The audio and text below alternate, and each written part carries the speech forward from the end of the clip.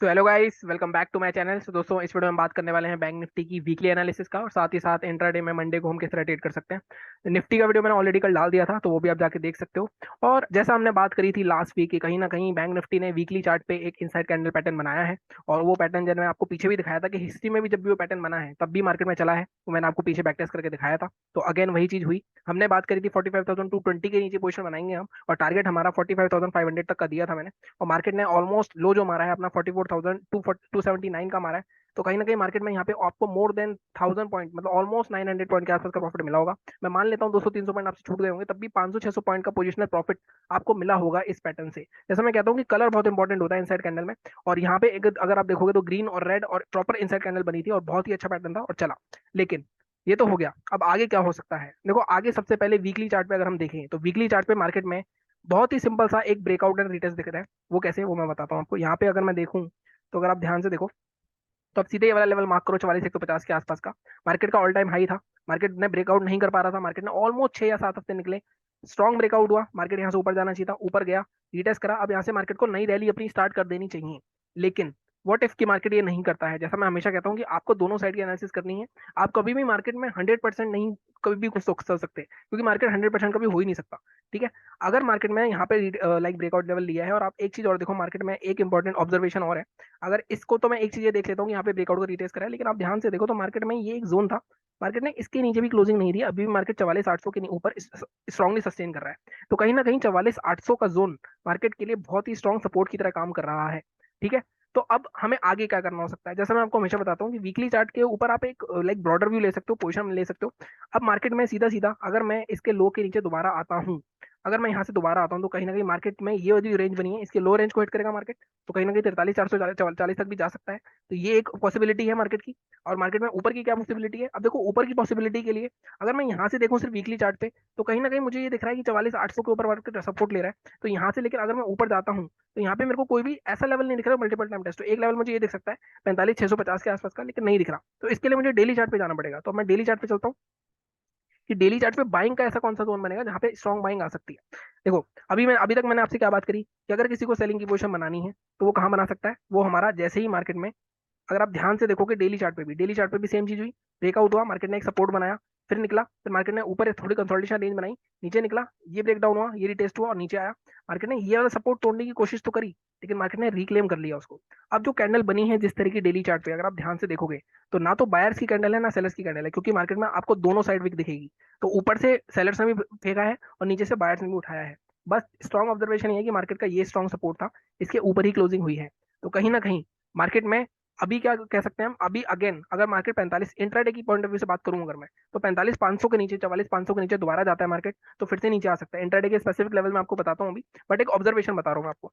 और अगर मैं कहूँ कि स्ट्रॉन्ग सेलिंग कब आएगी, मतलब एक पैनिक सेलिंग का लेवल क्या होगा, वो लेवल फिर से 44,200 का होगा।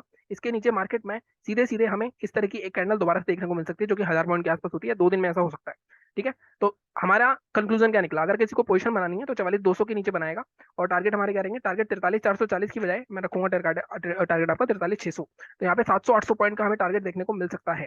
ठीक है। बीच में एक हडल आएगा 44,000 के आसपास का, लेकिन अगर आप वीकली पोजीशन बना रहे हो तो आपको वो हडल छोड़ने पड़ेंगे। अगर आप 100 पॉइंट का स्टॉप लॉस ले रहे हो तो स्टॉप लॉस ले सकते हो आप। ठीक है। ये बात हो गई एक ऑब्जर्वेशन। अब बाइंग, जैसे मैंने कहा कि बाइंग के लिए भी आपको डेली चार्ट पे देखना पड़ेगा अगर पोजिशन पॉइंट ऑफ व्यू से देख रहे हो।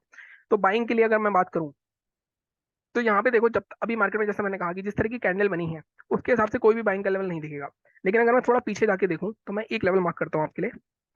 वो लेवल है हमारा ये वाला जोन, 45,381, 43,381 नहीं, ये वाला जोन 45,434। अब मैंने ये जोन क्यों मार्क करा? अगर आप ध्यान से देखो मार्केट में ऑलमोस्ट 4 दिन मार्केट ये सस्टेन नहीं कर पाया था। इसको छोड़ दो, ये जो कुछ थोड़े मोड़े एक्सेस प्राइस होते हैं उसको आपको छोड़ना पड़ेगा। आपको देखना है मल्टीपल टाइम लेवल कौन सा टेस्ट हुआ है। तो इसके पीछे वाला हुआ है।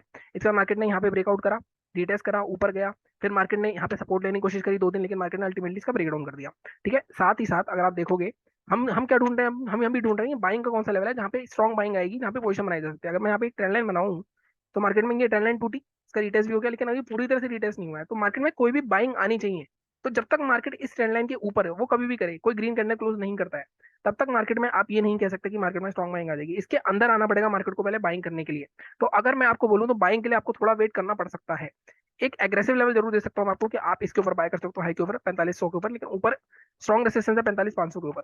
तो आपका एक लेवल बन सकता है 45,550 का। तो मैं इसको 434 की बजाय, क्योंकि साइकोलॉजिकल लेवल लेते हैं हम हमेशा, तो 45,500 या 45,600 मान लेता हूँ मैं, 45,600 के ऊपर आप बाइंग कर सकते हो। लेकिन यहाँ पे अब आप एक ये भी देखो, यहाँ पे मार्केट में एक रेंज बना रही थी, इसके ऊपर अगर क्लोजिंग होती है तो मार्केट में आप बाइंग कर सकते हो। टारगेट आपका क्या रहेगा उस केस में? टारगेट आपका यहाँ पे 700 से 800 पॉइंट का, अगर मैं पहले टारगेट की बात करूँ आपको, तो पहला टारगेट आप ले सकते हो इस रेंज के आसपास का, 46 लाइक 46,000 के आसपास का। इसके ऊपर भी निकलता है तो आपका ये जो मेन हाई नहीं, जो कि मेन मार्केट में ये वाली जो ओपनिंग है 46,158, यहाँ तक का आपका टारगेट रह सकता है। तो यहाँ पे 500-600 पॉइंट मिल सकते हैं। लेकिन बाइंग की साइड जब तक इस ट्रेंड लाइन के नीचे है, ये जो ट्रेंड लाइन बनाई है, तब तक मार्केट वीक ही रहेगा, तब तक मार्केट स्ट्रॉन्ग नहीं होगा। ठीक है, यहाँ पे आप कह सकते हो कि सपोर्ट से बाइंग करनी है, लेकिन मार्केट नीचे भी जा सकता है। अगर मैं आपको बोल दूं कि आपको इसके ऊपर बाय करोगे, तो इंट्राडे के लिए तो ठीक है, 45,124 के ऊपर बाय, 45,600 तक रहेगा। लेकिन पोजिशनल पॉइंट ऑफ व्यू से अगर आपको 800-900 का पॉइंट का ट्रेड लेना है, तो 45,600 तक का आपको वेट करना पड़ेगा। तो अभी तक हमने क्या बात करी? अभी तक हमने ये बात करी है कि मार्केट में अगर आपको पोजिशनली सेलिंग करनी है तो 44,200 के नीचे आप सेल कर सकते हो, टारगेट ये रहेगा। अगर आपको बाइंग करनी है तो 45,600 तक वेट करना ही पड़ेगा आपको, उससे पहले नहीं। ठीक है, ये बात हो गई। अब मैं लेवल्स डिलीट कर देता हूँ, अब सीधे चलते हैं हम इंट्राडे के चार्ट पे। डेली चार्ट पे मैंने आपको बता दिया। अब 15 मिनट के चार्ट पे अगर मैं इंट्राडे के लेवल्स पे जाता हूँ, तो सबसे पहले इंट्राडे के लिए मैं इसका हाई लो तो मार्क कर ही लेता हूँ, जो हमारी डेली चार्ट की कैंडल थी। देन फिर हम इंट्राडे के लेवल्स पे चलते हैं। 15 मिनट के चार्ट पे अगर मैं चल के देखूँ तो हमारे स्पेसिफिक लेवल क्या रहेंगे? देखो, बाइंग का आपका बहुत ही सही लेवल बना हुआ है 45,121। मैं इसको थोड़ा सा एडजस्ट करूंगा, मैं थोड़ा पीछे जाके देखना चाहता हूँ कि यहाँ पे और भी आई थिंक एक टाइम रेसिस्टेंस था। देखो यहाँ पे बहुत बार मार्केट रेसिस्टेंस लिया, तो मैं इस लेवल को लेके जाऊंगा अपना 45,160 या 50 के आसपास, कहीं ना कहीं इसके ऊपर जब निकलेगा मार्केट, तब हम बाय करेंगे। अब टारगेट्स क्या रहेंगे हमारे? टारगेट्स हमारे फर्स्ट जो रहेगा, यहाँ तक के टारगेट रह सकते हैं 45,372 तक का, ये जो हमारा डे हाई है। और इसके ऊपर निकलता है तो सेकंड टारगेट हमारा कहाँ तक का रह सकता है? ये जो आपका गैप फिलिंग का जोन है, बट इससे पहले तक का टारगेट रखूंगा 45,450 के आसपास का। तो ये 300-350 पॉइंट इंट्राडे में मिल सकते हैं आपको। लेकिन जैसा मैं हमेशा कहता हूँ, देखो, कभी भी मार्केट में बैंक निफ्टी में ट्रेड कर रहे हो, 45,153 आपको मान लो बाइंग का लेवल है, आपको यहाँ से 100-125 पॉइंट का प्रॉफिट दिख गया है, तो आप उसके बाद कोशिश करा करो कि बिल्कुल लॉस मत करो। आधी क्वांटिटी बुक कर लो, ट्रेल कर लो, कुछ ना कुछ कर लो उसके बाद, क्योंकि बैंक निफ्टी एक ही कैंडल में काबिलियत रखता है आपका पूरा प्रॉफिट बाई आउट करने का। ठीक है, तो ये हमारी लेवल्स है 372, 469, यहाँ तक का टारगेट रह सकता है। ये टारगेट मेरे को, मैं इसको थोड़ा सा एडजस्ट करूंगा फर्स्ट टारगेट, क्योंकि यहाँ पे अगर आप ध्यान से देखो, यहाँ पे जो 1 घंटे की रेंज है ना, इसका ब्रेकडाउन करा था मार्केट में, तो यहाँ पे भी एक रेसिस्टेंस ले सकता है। और साथ में अगर मैं देखो इस लेवल को, टारगेट को एडजस्ट करूंगा आपको, तो इस टारगेट को थोड़ा सा एडजस्ट करता हूँ, मैं यहाँ पे लेके जाता हूँ, तो आपको दिखेगा 278 के आसपास। यहाँ पे देखो, ये भी यहाँ पे एक सपोर्ट था, तो ये ब्रेकडाउन हुआ था। तो हम पहला जो टारगेट रखेंगे अपना, वो रखेंगे, क्योंकि इंट्राडे की बात कर रहा हूँ मैं, तो मैं थोड़ा सा ज्यादा टारगेट लग रहा है मुझे वो। तो पहला टारगेट आप रखोगे 45,250 के आसपास का, 100 पॉइंट के आसपास का। दूसरा टारगेट आप रखोगे अपना ये डे हाई 45,410, यहाँ तक का आप ले सकते हो। अगर इसके ऊपर भी निकलता है तो गैप फिलिंग के लिए जा सकते हो आप। ठीक है, तो ये हमारे बाइंग के टारगेट रहेगा। अब सेलिंग कहाँ करनी है? आप देखो, सेलिंग के लिए मैंने आपको एक लेवल मार्क करा हुआ है अभी। अब इसके नीचे क्या आप ट्रेड कर सकते हो? देखो, ये है हमारा ऑलमोस्ट 44,500।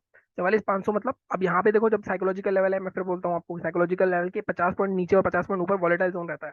तो हमारा लेवल 44-50 पॉइंट में हमेशा एडजस्ट करता हूँ। तो हमारा लेवल सेलिंग का अभी भी ये रहेगा, 44,448 के नीचे शॉर्ट करेंगे हम। टारगेट हमारा फर्स्ट ये वाला जोन रहेगा 245 के आसपास का। तो यहाँ पे आपको ऑलमोस्ट 150 पॉइंट मिल जाएंगे। इसके नीचे भी निकलता है तो एक पैरिंग सेल ऑफ आएगा, जैसे मैंने बताया वीकली चार्ट पे भी ये लेवल बहुत ही स्ट्रॉग है। इसके पीछे देखो, मार्केट में कोई भी यहाँ पे सपोर्ट नहीं है, पीछे जाओगे तो इसके ये बहुत स्ट्रॉन्ग सपोर्ट है। इसके बाद टारगेट जो आपका बन रहा है सीधा सीधा यहाँ बन रहा है कहीं 145 का। तो 44,145, 300 पॉइंट मैंने आपको यहाँ दिए हैं, 300 पॉइंट मैंने आपको यहाँ दिए हैं। तो ये लेवल्स मार्क करके रखो। अगर आपको लगता है, आप पीछे के वीडियोस देखते हो, लेवल चलते हैं बहुत अच्छी तरह, एक टारगेट तो आता ही है हमेशा हमेशा हमारा, और नॉर्मली केस में दोनों टारगेट आ जाते हैं, लेकिन आपको वहां तक बैठना पड़ेगा ट्रेड लेने के बाद। और कैसे ट्रेड लेना है? 5 मिनट की क्लोजिंग, उसके हाई के ऊपर बाय सेल करना होता है। मैंने एक वीडियो बना रखा है how to trade my levels का, तो वहां पे आप जाके वीडियो देख सकते हो। इसके अलावा अब मार्केट में अगर पॉसिबिलिटी देख लेते हैं गैप अप गैप डाउन की। देखो, अगर मार्केट गैप अप ओपन होता है कहाँ पे?